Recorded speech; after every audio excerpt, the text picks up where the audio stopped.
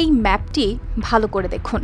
বিশাল এই ভূখণ্ডে যে সবুজ অংশটি দেখা যাচ্ছে, মানুষের বসবাস, কৃষিকাজ, শহর, বাজার, মূলত সবকিছুই এই সামান্য জায়গাকে ঘিরে। আর বাকি বিশাল অংশ পড়ে আছে প্রায় ফাঁকা।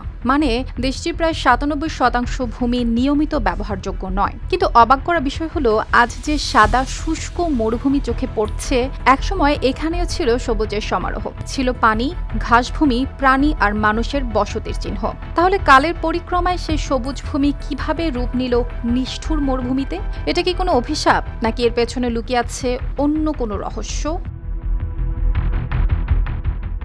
এই প্রাণহীন মরুভূমির নাম মিশর। চারদিকে বালু, পাথর, শুকনো পাহাড়, আর মাঝখান দিয়ে বয়ে চলেছে এক সরু জীবনরেখা, নীল নদ। মিশরের বেশিরভাগ মানুষ থাকে এই নীল নদের দুই পাড়ে ও নীল ডেল্টায়, কারণ দেশের প্রায় পুরো অংশই শুষ্ক মরুভূমি। ফাও এর তথ্য অনুযায়ী মিশরের নীল উপত্যকা ও ডেল্টা মিলিয়ে মোট দেশের মাত্র প্রায় ৪% এলাকা দখল করে আছে।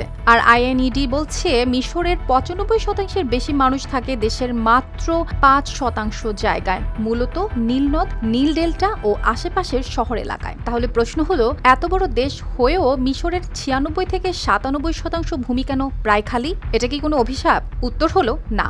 তিব্বত লাক্সারি সো, বাংলাদেশের রূপ। এটা অভিশাপ না, এটা ভূগোল, জলবায়ু ও হাজার বছরের প্রাকৃতিক পরিবর্তনের ফল।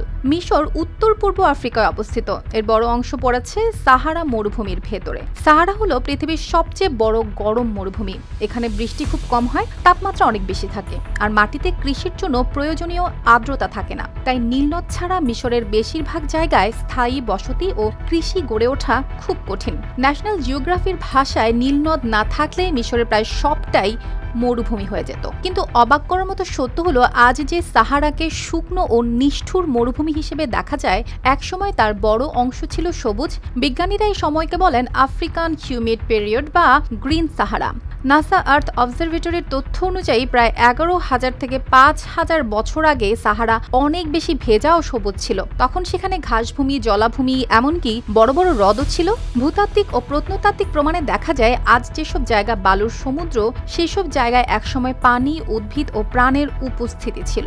এর কারণ ছিল পৃথিবীর কক্ষপথ ও অক্ষের সামান্য পরিবর্তন। পৃথিবীর সূর্যের চারদিকে ঘোরার সময় দীর্ঘ সময়ের ব্যবধানে তার অবস্থান ও অক্ষের ঢাল কিছুটা বদলায়। এই পরিবর্তনের কারণে কয়েক হাজার বছর আগে উত্তর আফ্রিকায় গ্রীষ্মকালে সূর্যের তাপের বিন্যাস বদলে যায়। এতে আফ্রিকান বর্ষা অনেক শক্তিশালী হয়ে উত্তরের দিকে উঠে আসে, ফলে সাহারার অনেক ভেতর পর্যন্ত বৃষ্টি পৌঁছাতো। তখন বেশি বৃষ্টির কারণে সাহারায় গাছপালা, ঘাসভূমি, জলধার ও প্রাণীর আবাস গড়ে ওঠে। কিন্তু এ সময় স্থায়ী হয়নি। পৃথিবীর কক্ষপথগত পরিবর্তনের কারণে মনসুন ধীরে ধীরে দক্ষিণে সরে যায়, বৃষ্টি কমে আসে, হ্রদ শুকিয়ে যায়, ঘাসভূমি হারিয়ে যায়, আর শুরু হয় মরুকরণ। এভাবেই এক সময়কার সবুজ ভূমি ধীরে ধীরে সাহারা মরুভূমিতে পরিণত হয়। এই পরিবর্তনে মানুষও পানি ও উর্বর জমির খোঁজে সরে যেতে থাকে। মিশরের ক্ষেত্রে সবচেয়ে বড় আশ্রয় হয়ে ওঠে নীলনদ। তবে এখন এর পানিও শুকিয়ে যেতে শুরু করেছে। অর্পিতা জাহান, RTV।